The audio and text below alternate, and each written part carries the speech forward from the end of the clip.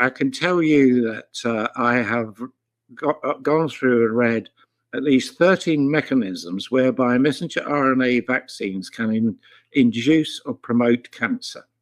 I mean, it's unbelievable. Only one of those 13 reasons is a reason good enough to ban them immediately, but to have 13. Now, the rise of the turbo cancers, the new cancers we're seeing in young people, you will see every day that when this is out there being discussed, the newspapers will say, oh, this is clearly due to diet or other environmental things. And the thing that really gets me in the newspapers that have comments from the readers online, they have these articles, and I always read the comments first, because the person will never even have mentioned vaccines. You go on everything but the vaccine.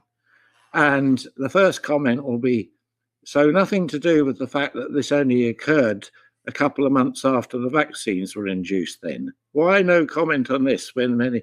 And then sometimes they mention me when I've been screaming about this is the cause of it for ages. Why didn't you mention this? And we all know there's been tremendous censorship from the government. I mean, I've been told by editors and producers alike that the government regards it as a crime to say or do or discuss anything that might make people lose confidence in the vaccines.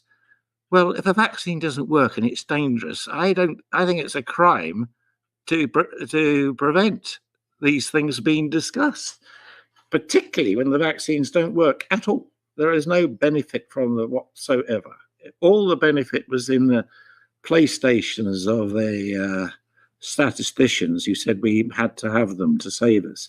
And every single thing, modelling that they've done, and I mentioned Neil Ferguson, as far as I can find, it's never been right. It's never been right, because the modelling takes no account of real time.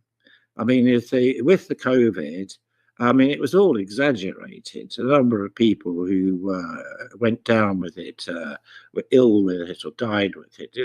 It wasn't anywhere near serious a thing. And I've written an article today in the Conservative Woman about what I call the vaccine wars. People saying we must have them versus the head of the NIH, Jay Bhattacharya, and Robert Kennedy. And others say, no, we must not be using these, particularly in young people, because they're aware that these things are highly dangerous. And what I was very pleased about, the Mail on Sunday did an article a few weeks ago where they let me and James Royal point out that these vaccines are causing the cancer, and we have seen it. I mean, it'd be unbelievable. We're seeing cancers relapse that have been stable. We're seeing brand new cancers present stage 4 in people fit and healthy. And I did a big survey on this where I've seen dozens of patients. And the thing that strikes me was I was the only doctor with a GP, with a surgeon, with the oncologist, with everybody else, who asked the question and said, can you tell me your vaccine history?